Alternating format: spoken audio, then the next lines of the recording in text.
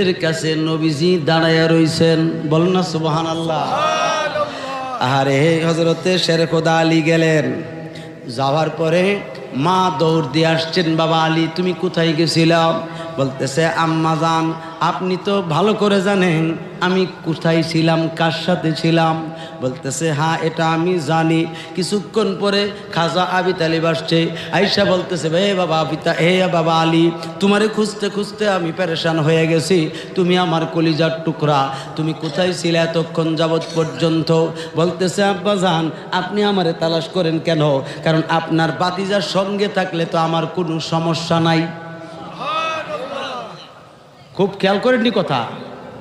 খাজা আবি তালিবের স্ত্রী ফাতেমা বিনতে আসাদের সঙ্গে আলী বলতেছেন আম্মা জান আমি কোথায় ছিলাম, কার সাথে ছিলাম আপনি ভালো জানেন।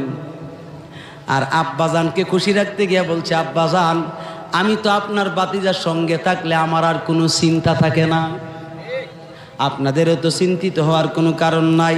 বলতেছে বাবা তুমি আমার ছেলেটারে কোথায় নিছিলা? বলতেছে চাচা আলীরে জিজ্ঞেস করেন না আমি কই নিছিলাম। এবার হযরতে আলীকে বলছে তুমি কোথায় ছিলা?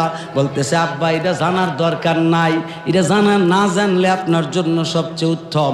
আপনি ব্যবসা বাণিজ্য নিয়ে ব্যস্ত থাকেন, আমি তো আপনার সন্তান নিয়ে চলাফেরা করতে আছি, কোনো অসুবিধা নাই, আপনার কোনো চিন্তা করার কারণ নাই। ডাক দিয়ে বলছে এতদিন যাবৎ পর্যন্ত 11 দিন যাবৎ পর্যন্ত তুমি কোথায় ছিলা? এটার জবাব দাও, জবাব দাও। কি খাইছো, কোন জায়গায় খাইছো, এটার জবাব দাও। ডাক দিয়ে বলে আব্বাজান কি কথা বলতেছেন, খানা পিনা কিসের? আমি তো দেখতেছি আপনার বাতিজার দিকে কি আপনার একটা নজর পড়ে না?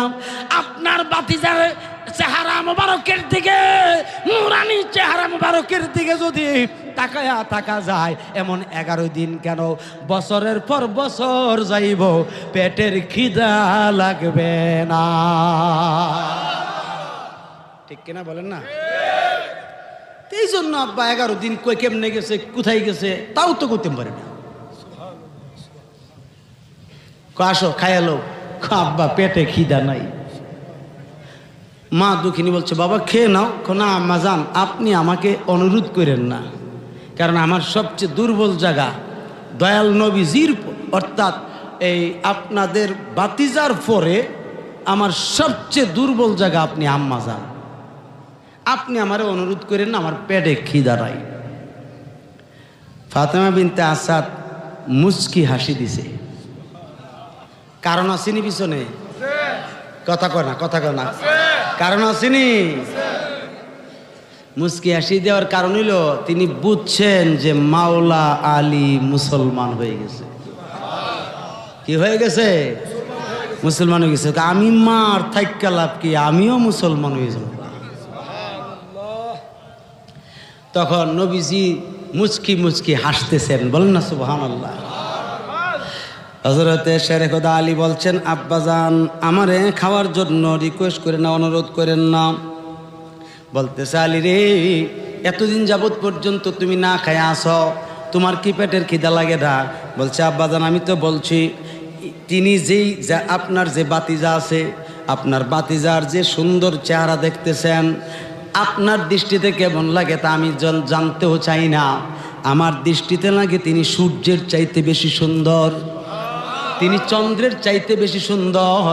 তিনি চেহারা মোবারকের দিকে তাকাইলে আমার খাবারের কথা মনেই থাকে না। বলতেছে তাইলে তুমি কি খাবে না? বলে না। তাইলে একটা কাজ করো, তুমি আগে অল্প কটা খাইয়া যদি কোনো জায়গায় যাইতে চাও চলে যাই হো। বলতেছে আব্বাজান আজকে কেন? যতদিন বাচ্চা থাকি খাইতাম না। লাগছিনি ফেসে ফেস লাগছিনি? কেন খাইতাম না? কেমনি খাইতাম না? আরে বাবা কেন খাইতাম না? আমি কেমনে খামু? আমি তো আপনি যে আব্বার দলেই নাই। কার দলে নাই? মানে খাজা আবি তালিবের দলে শের খোদা মাওলা আলী নাই। কেন নাই? খাজা আবি তালিব আবু জাহেলের পক্ষের মানুষ, ঠিক কিনা? তো আবু জাহেল কি ইমানদার মুসলমান? সে তাইলে তিনির পক্ষে কেমনে যাইব? তিনির কামাই কেমনে খাইব? বলতেছে বিবিকে বলতে, আরে তুমি বলো না। আমার আলী যখন খাইতে চায় না আপনি জোর করেন কেন? হয়তো আমার আলী খেয়ে ফেলছে, কারণ আমার বাতিজা মুহাম্মদের সঙ্গে থাকলে তো খাবারের কোনো অভাব নাই। বলতেছে বাবা তুমি আমার দলনায় মানে এটার জবাব দাও। বলতেছে আব্বাজান আপনি হইলেন আবু জাহেলকে ভালোবাসেন, আমি আলী আবু জাহেলকে ভালোবাসি না। এ আমার পছন্দনীয় মানুষ না। আপনি যদি তারে ছাড়তেন পারেন আর আমি যার পাগল তারে যদি ধরতেন পারেন তাইলে আমি আপনার পাগল থাকবো। দাওয়াতরা দিছিনি কন্যা, দাওয়াতরা দিছিনি। বলতেছে তুমি কার পাগল? বলে আমি হইলাম আপনার যে বাতিজা আছে, নাম যে রাখছেন মুহাম্মদ, বলেন না সাল্লাল্লাহু আলাইহি সাল্লাম, তিনি আসলে শুধুই মুহাম্মদ না, তিনি হইলেন মুহাম্মাদুর রাসূলুল্লাহ সাল্লাল্লাহু আলাইহি ওয়াসাল্লাম। জোরে জোরে বলেন না সুবহানাল্লাহ। বলতেছে তিনি হইলেন আল্লাহর রাসূল। আপনি আব্বা দেরি করেন না, আপনি এই মুহূর্তে আমার নবীর কাছে মুসলমান হইয়া যান, আমি আপনারে মুসলমান হওয়ার দাওয়াত দিলাম। বলতেছে তুমি আমারে কালেমার দাওয়াত দিছো, বাপ দাদার ধর্মে সুনকানি মাইরা, হ্যাঁ তোমার আজকাল থেকে আমার সম্পত্তি থেকে তুমি বাদ বিতাড়িত। হযরত আলী বলেন আব্বা আপনার এক সুতা পরিমাণ সম্পদও আমার লাগবে না। তুমি যে পোশাকটা পরে রাখছো এটাও তো আমার সম্পদের। নেনগা খুললা টান্দা খুললা দিয়ে দিছে, বলেন না সুবহানাল্লাহ। তুমি যে গেঞ্জিটা পরছো ভিতরে যে একটা গেঞ্জি আছে এটাও তো আমার সম্পদের কিনা, কইটা নিয়ে যান, খুললে দিয়ে দিছে। আছে কি লুঙ্গি? কি কথা বুঝিনি না মা? বলতেছে তুমি যে লুঙ্গিটা পরে রাখছো এটাও তো আমার টাকার আমার সম্পদের কিনা। এবার যখন লুঙ্গি খুলতে গেছে হযরতে ফাতেমা বিনতে আসাদ রাদিয়াল্লাহু তাআলা আনহা সামনে দিয়ে বলছে অসম্ভব, আমার আলী খুলতেই পারে না। আপনি আমার স্বামী, আমি আপনার সংসার করতেছি, আপনার টাকার থেকে আমার আলী লুঙ্গি নিলে নিব না, নিলে নাই, আমি আমার মহারানা থেকে আমার আলীকে দিয়ে দিলাম। হযরত আলী রাদিয়াল্লাহু তাআলা আনহু আর দেরি করে নাই, তিনি বলতেছেন আব্বাজান, ওগো আমার আম্মাজান, আজকের থেকে আমি আর বাড়ি থাকবো না, বাড়ির থেকে চলে যাব। বলতেছে কোথায় যাইবা? আমার দয়াল নবী আমারে যেই জায়গায় নিয়ে যায় আমি ওই জায়গায় যাব। আমার তো আর কিচ্ছু নাই, আমার বাড়িও নাই, ঘরও নাই, আমার সহায় সম্পত্তি নাই, আমার নবী ছাড়া আর কেউ নাই।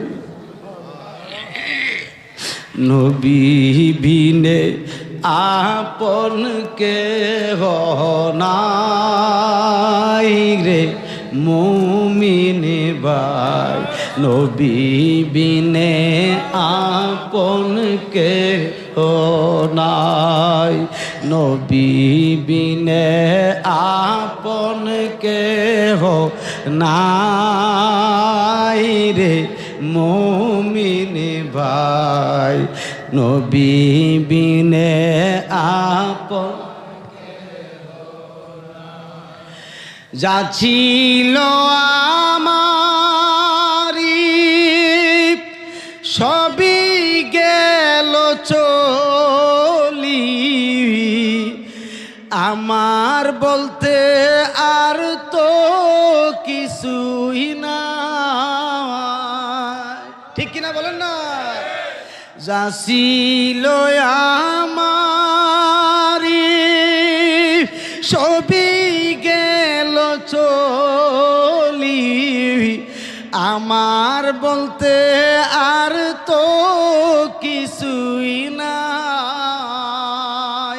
ওরে যেদিকে তাকাই আমি সেদিকে দেখি যে নবী, ওরে যেদিকে তাকাই আমি সেদিকে দেখি যে নবী নবী ছাড়া আর তো দেখি নাই রে মুমিন ভাই নবী বিনে আপন কেহ নাই নবী বিনে আপন কেহ নাই রে মুমিন ভাই নবী বিনে আপন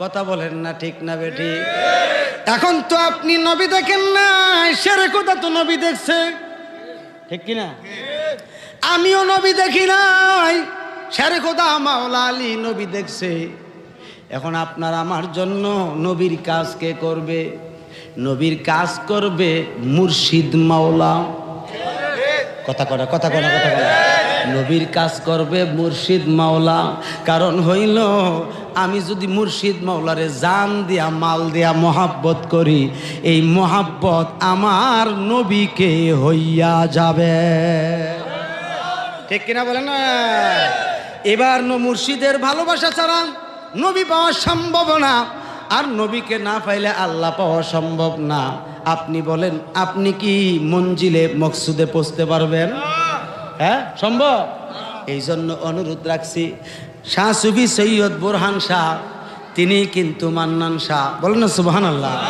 তিনি কিন্তু জামান শাহ তিনি কিন্তু ফুরকান শাহ তিনি কিন্তু মিজান শাহ এটা থাকবে আপনার আকীদা ঠিক কিনা বলে এই চারজন তিনির মধ্যে বিরাজিত আছে এছাড়া স্বয়ং আল্লাহ রসুল যার মধ্যে বিরাজিত আছে তিনি হইলেন মুর্শিদ মাওলা